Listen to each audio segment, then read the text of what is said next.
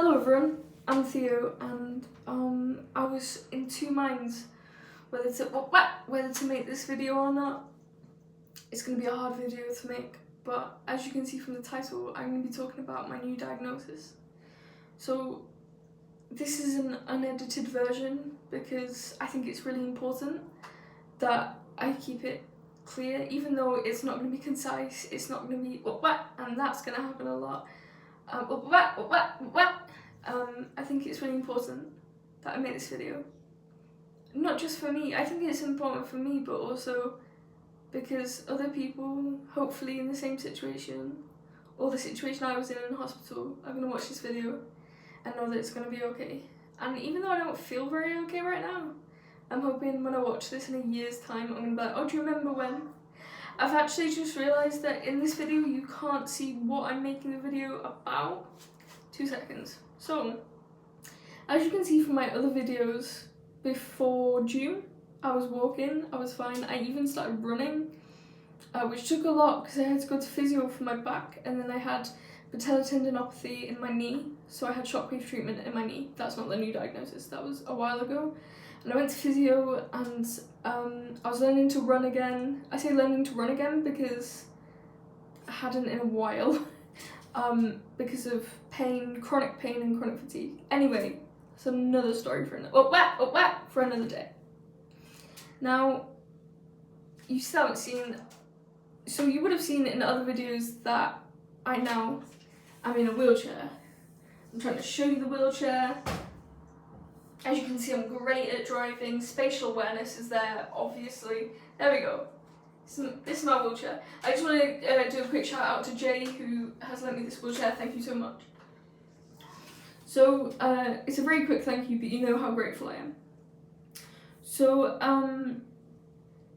don't know where to start. Where should I start?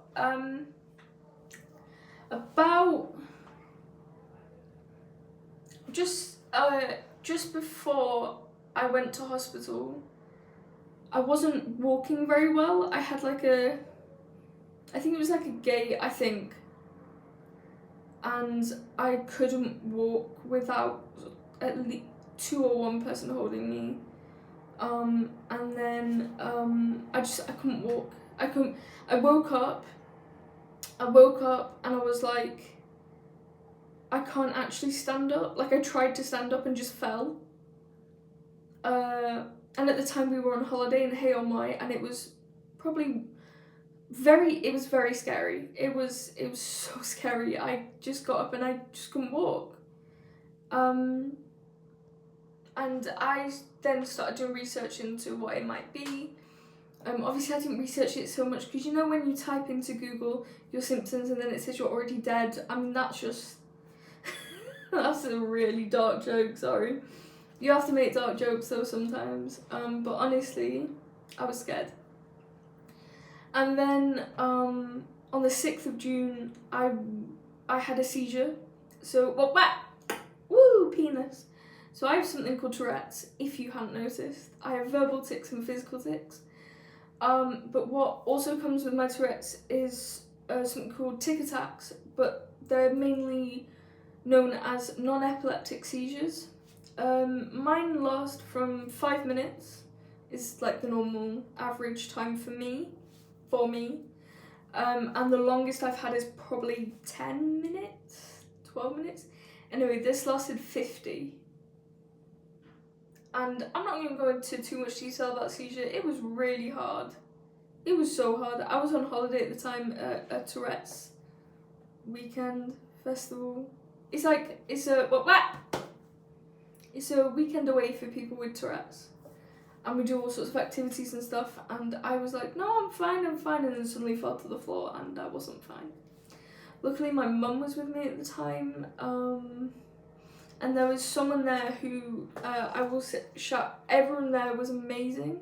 If you're watching this, thank you so much to the people who stayed around, taught me through it. You're amazing. Much love. I'm not going to go too much into that though, because a bit triggery. For me, it might not be for other people, it is for me.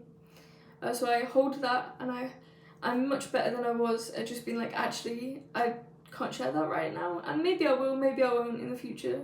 but it's mine, and I'm going to hold on to it for now. So I had the seizure, and then 20 minutes in, we called an ambulance. Well, I didn't call an ambulance, they called the ambulance. And then other stuff happens, and then lots of other stuff happened. I was in the ambulance, blah, blah, blah, blah, blah.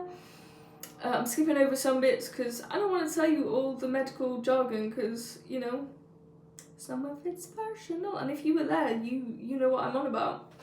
Actually, I don't think many people actually know what was it. Anyway, what am I on about? Anyway, I was in hospital, and then I had a very short another seizure, and then I couldn't talk.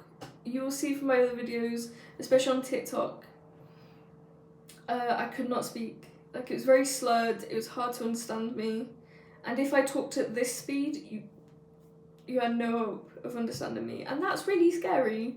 That's so scary when you suddenly, your main way of communicating is gone. Like, I could hear people, but it was hard. It was really hard. Then, along with that, my legs would not move. They just wouldn't move. And then during the seizure, I lost, the ability to use my left arm. So at this point, I couldn't use my legs, I couldn't use my left arm. Oh, was it my right arm? Okay, sorry, my memory's not amazing, and that comes with the diagnosis I'm about to say. But I think it was left arm. I couldn't move my left arm, and then after 2 days, I couldn't move my right arm either. So not being able to move any of your limbs, not being able to wash yourself, it was hard. It was hard, and I'm not going to deplete that it was hard. I know other people have had it harder, but that was... I hope people appreciate this video because it's really hard to do. But it's mine, and I want to tell a little bit of the story.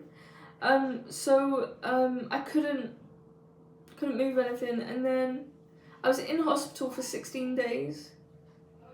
And everything took a bit of a while to go. I can't move back home at the moment.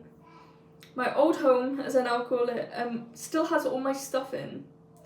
I'm missing a lot of stuff, like my gaming setup, my 2 gaming setups, my clothes, just everything like that I'm missing at the moment because it's all back at home. But anyway, we had to fight because I couldn't move back home. It's not accessible. I'm not going to say where my home is, but it's not accessible. My house is on a hill like this, cobbled. You can't get in through the front. You can't get in through the front door with the wheelchair. And I have like 2 flights of stairs. I couldn't possibly live there. So we were trying to fight to move. So I've now moved, but not. I don't think it's. We don't know if it's permanent. We don't know, and I can't say at the moment. I don't know. But for now, I'm living here, and where was I? This keeps happening. Anyway, I've skipped a bit. Before I left the hospital, I was having physio every day. The physio team, bloody hell, they're magnificent. Like, honestly, wow. And I'm gonna cry, and it's gonna be really lame. I don't want to cry on YouTube. That's so lame if I cry on YouTube. Anyway, people were asking me, and you know what? It's their right to ask me, because I was making videos on TikTok and YouTube, being in hospital, and I think it's really important that people do ask questions. I'm not annoyed with it, because you know they're bad. You know, if you push your illness on TikTok, people are gonna ask. I'm not bothered by that, because I mean, I get bothered when the questions are hurtful or harmful, but I understand why people ask. And people are allowed to ask, like they're going to. If you post your business online, people are gonna ask you. But I haven't really told anyone what I was diagnosed with, because I wasn't ready to. So I feel like I'm ready to now, but the words aren't coming out yet. So sorry, this video has taken 9 minutes and 51 seconds for me to actually tell you what it is. But I was diagnosed with something called FND. it's difficult. It's difficult because I have conversations, and this is part of F&D, is when you have and I just can't remember like where I was in the conversation, or I forget what words mean, and it's just that's only a little part of F&D. And it doesn't happen to everyone, but honestly, I'll just. Sorry, I can't. Where was I? Anyway, I was diagnosed with FND, and at the time, I was talking to one of my friends, and I was like, I'm not ready to tell anyone, can you not tell anyone yet? She was like, oh, why? And I was like, because I didn't know enough about it to be able to tell people online, because I think it's really important to know yourself, not just so much the diagnosis, but to know yourself when you're saying you have these things. I think it's important to spread awareness, but correct awareness, I feel. It's just my opinion. And it is hard to wrap my head around the fact that we've moved, not permanently. I don't think I've moved permanently. I haven't, by the way. It's a bit tricky with moving. I've just moved here, so I can, just to be clear, I haven't moved. I've just moved here while recovering. That's the sentence I meant. Yeah, I've just moved here to recover, and hopefully I won't be in a wheelchair full time forever, but I have to be at the moment because I can only take like 5 steps to the walker, and I haven't taken any steps on my own without a walker or someone there.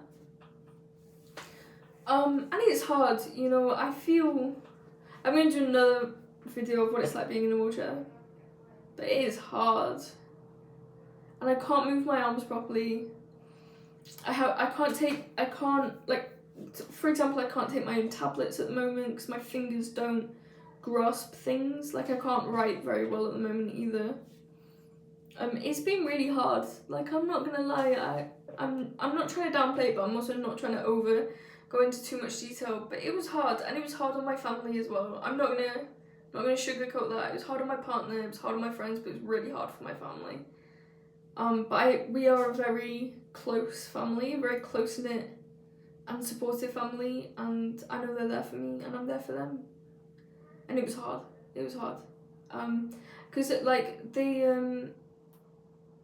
no, I won't get into that. Sorry, I was gonna go into like medical stuff, and I realised I don't actually want to. I just wanted to tell you I now have FND, and if anyone else has this diagnosis or thinks they have it, comment, because I'm struggling a lot with the process of getting into the right, I've lost the word, the right way of being like, you know what, I do have this. Yeah, it's hard. Sorry, that was very musical. And I need to get out of the habit of apologising all the time, because I apologise for everything. That's a whole other video too.